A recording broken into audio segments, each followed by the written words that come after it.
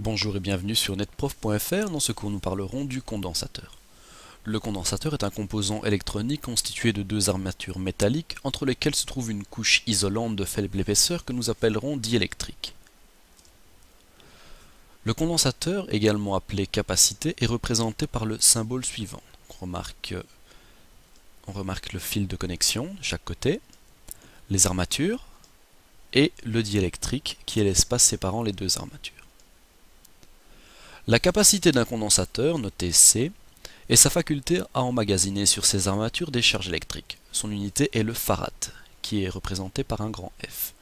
D'un point de vue pratique, on ne parle pas en farad, qui est une unité énorme, mais en microfarad, ou milli, ou nano, ou picofarad parfois.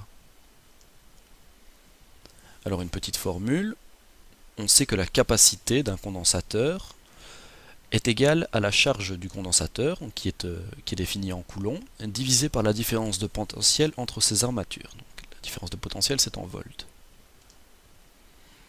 Parlons maintenant du condensateur plan, donc par opposition au condensateur cylindrique, sphérique, etc.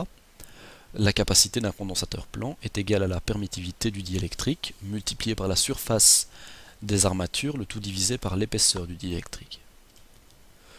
Au niveau de l'association des condensateurs, il y a deux manières de les associer. On peut les associer en série ou en parallèle.